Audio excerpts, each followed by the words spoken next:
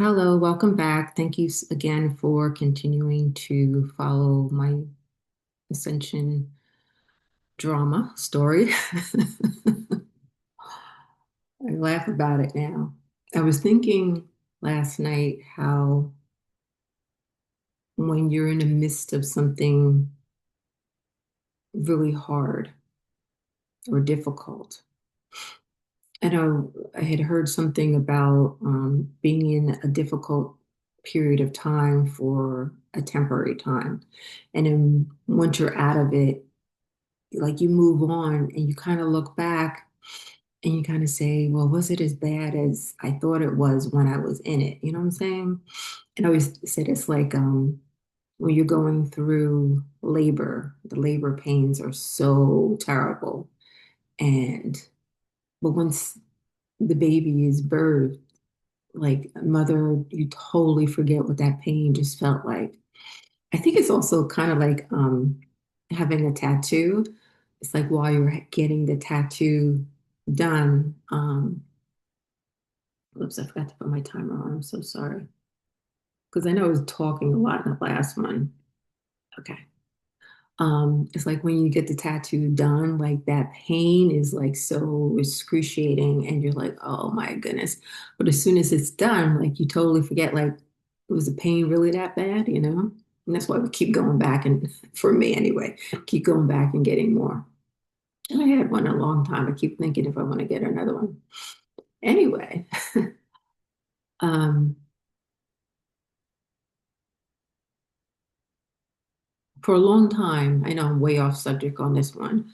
For a long time, because of the way I was brought up and in religion, and once I found out that the religion that I had been brought up in was really cult-like, I didn't want to have anything to do with religion or the Bible or anything. I didn't want to see it. And then starting to now slowly understand that the Bible is a great source of not only history, but if you're viewing it correctly, um, the way it was taught to us is not the correct way it was written for us. If that did I say that right? The meaning that we were given about the Bible is not um,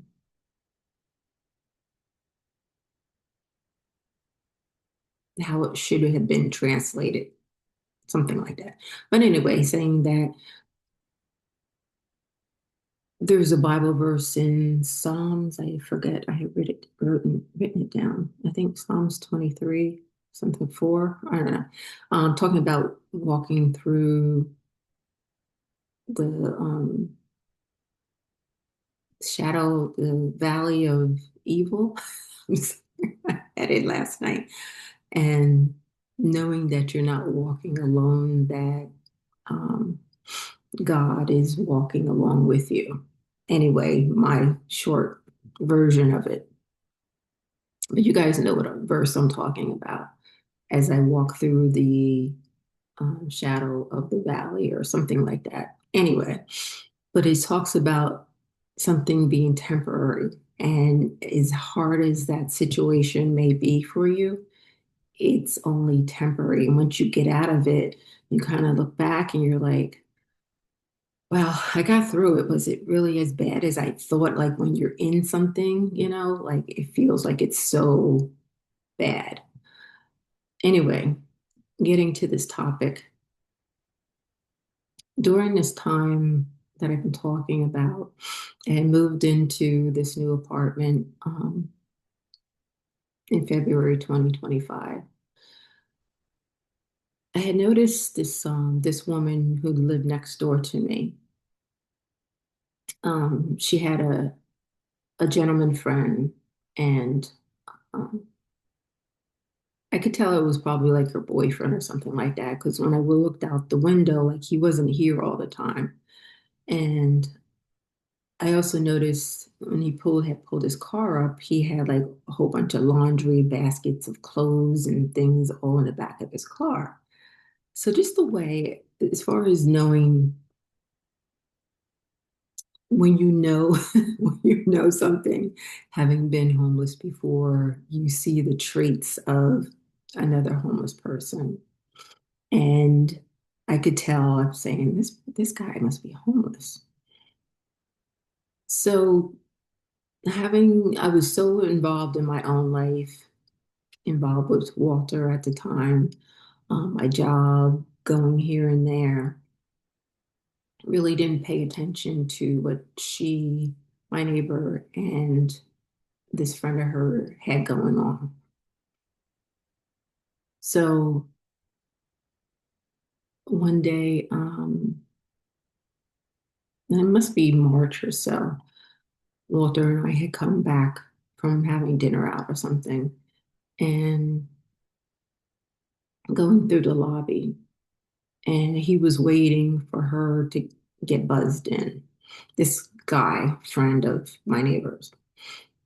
So Walter and I go through, and I just happened to turn and look at, her friend, and he gives me like this dirtiest look, kind of like, what are you doing with him type of thing. And I told you Walter and I are from two different cultures, if you know what I mean. And this guy is from my culture, if you know what I mean. So anyway, um, go upstairs, and as we're going um, down the hallway, um, my neighbor's coming down to go get her friend from downstairs. Again, didn't pay any attention. Whatever, you do you. I have my own life. In April, we had an open house here because it's a brand new building, so they were trying to fill up, the available apartments. And the property manager had an open house, and I had come home from work, and I was like, "Oh, what's going on?" And she goes, "Oh, we have open house. We're trying to fill up all the remaining apartments." So I said, "Oh, okay." So when I got up to my floor, all the empty apartments, their doors were open. So they're all different. Each apartment is kind of different in a way. So I was started peeking in some of the apartments just to see how they were kind of set up differently from mine. So as I went into one of them, near my own apartment, I was looking around, and when I come out, I see this guy, my neighbor's friend, standing in the hallway and just kind of like stopped and looking at me. And he's like saying stuff under his breath. And like I hadn't really even like, except for that one time of seeing him face to face, like it didn't really register who this person was at first. Um, so I kind of ignored him, and I went into the next apartment just to look and see what that one was about. When I come out of that apartment, he had moved up the hallway a little bit, but was standing outside of that door that I was about to come out of. And again, like saying stuff under his breath to me. And I'm like, what the heck? Like, why is he following me down the hallway? And it wasn't like he just continued down past me. He kept stopping at the doorways where I was. And I just got creeped out. So I just went into my apartment. I didn't realize that I didn't know she was in an apartment right next to me. Um, I thought she was two apartments away, but realizing later on that she was in the very next apartment next to me, because he's really can't hear too much. Then I began to observe this guy kind of sleeping out in his car in our parking lot. And then in the morning, kind of, because I get up early, like rolling out of the car, and then he would come in here, she would let him come in. like feed him and let him take a shower. And this was an ongoing thing of him sleeping here. And because I'm now starting to notice things, you know. Um, they had left one day, and I looked out the window, and I always parked my car right outside the window, and I see him go past my car, and he has like nose to my window, looking in the passenger side, um, like nose to the window, and then he went into the back and nose to the window to the back seat of my car, looking in. And I'm like, what the heck is going on with this guy? You know? Because now I'm getting like, why is he focused on me? I didn't seen him do that to any other. So I'm starting to get irritated, but also like it's so creepy. Um, Another night, so I usually sit here. I have a really big window. You could probably see it in my glasses here. Really big window here that I sit at night.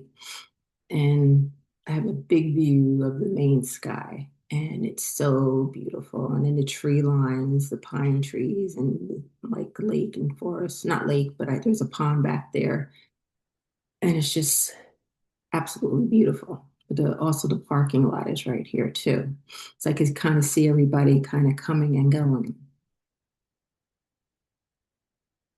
One night, I was getting ready to go to bed, and um, coming out of the bathroom, and my bedroom light was on, and I see someone out in the parking lot sitting in the car with their headlights shining up um, into my apartment. So I'm like, who the heck is that? So I go and I look down, and as soon as I did that, it's him, and he shoots out of the parking lot like really fast, like that, like zooms out of the parking space. And I'm like, oh my God, this fucking, excuse my French, this freaking creep. I was so upset. So you're sitting here watching me at night and stuff, which I didn't realize he had been probably doing for a while. So now I'm just like disgusted because now I'm saying, like, every time I go out my door or whatever, I'm fearful like I'm going to run into him because he's like always here and he's not supposed to be here. He's not on the lease. Also, we aren't supposed to have visitors more than a certain amount of times overnight guests. Um, because in other words, if you have someone staying here night after night after night, they're living here, right? And everyone has to go through background checks and everything else. So this guy's not having any background checks. And come to find out too, one of my neighbors had said that my neighbor, the woman, had confessed to her that she had gone to prison for selling drugs. So now I'm saying, what the heck am I living next to? There was another thing of observing them passing brand new like merchandise from his car to her car. So I have a feeling with all this stuff going around over the past year, people going in and robbing stores and like these, because sometimes it'd be like hangers of stuff. I had a feeling that he was probably stealing merchandise, giving it to her, and I think she was selling it online. Can't say for sure, but that's the feeling I'm getting. So I said, I'm sitting here um, living next to like two criminals. He's not even supposed to be here. So one day I said, I know I want to start concentrating on um, my getting my business up and running. And I had gone to see like the main small business like center or something like that one day. And as I parked my car, and since she's kind of her apartment's near mine, I knew he was here. And it's like my guides, getting intuitive hits telling me that he's watching me. And I didn't have to look up. So as I go upstairs, it's kind of like they're telling me to get out my phone to get ready to start videotaping. So I get to my floor and I get my camera, my phone out and put on video. And you can hear when somebody comes up the elevator, usually even from my apartment. And hear when someone's walking down the hallway. Just before I get to her door, I stopped and I hear him unlocking the door and then walks out. I knew he was going to do that. I knew it. So I have my phone like this and I'm just videotaping him. And he turned around because he knew I was going to be there. And now all of a sudden he's shocked because it's not like I'm passing by or anything. I'm standing there and I got you on videotape because I know your creepy butt is been stalking me and I'm getting ready to report you. He didn't say anything. He knew he was caught. And he acts like he's trying to lock the door, which he doesn't. She didn't give him a key. So I just stood there for a second. And finally, he's trying to fool around with the lock. So I passed him, and you know that you are protected. I wasn't afraid that something was going to happen to me. It's more like this person trying more to have control over my movements. You know what I'm saying? Um, so I went to my door, unlocked it. I still had my phone recording. He went to go down the stairs, and I recorded him going out the door and going down the stairs. After that, I had wrote a letter to our property manager and I had taken down his plates, pictures of his car, pictures of him, pictures of her. There had been complaints of them also smoking, not only in the apartment, but also right up under the windows and stuff like that. So I wrote all that up. Property manager had contacted her, my neighbor, so they knew it was me, because he saw me videotaping. And so for the next couple of weeks, she tried to like hide him, um, not have him come at night. But then it was like it's been this ongoing thing of sneaking him in at night, or now he doesn't come at night and he just comes in the morning to take a shower. I'm losing my voice and I have my water here. Just to take a shower and then she feeds him or whatever. Now, my whole advocacy is about the homeless because I've been there. I understand. I get it. If this person would have come in here, acted fine, not misbehaved, she could have kept him there every night, every day. I didn't care. But you're going to come up against me now, make me feel a certain way, which now you're stalking me, looking in my car. You're watching me through my windows, which I didn't know, when all this started. I don't feel comfortable just leaving my apartment now because I never know where you're going to be. I come home at night in my car or something like that. I don't know where you're going to be around. I can't walk just down the hallway because I don't know where you're going to be. So this is what I've been dealing with during these months since I had left the job. So I know you guys are probably like, oh my God. Yeah. So this is supposed to be a healing time for me. But now I'm dealing with all this BS. The first couple of weeks were really nice. Um, that it was home, it was relaxing, it was quiet.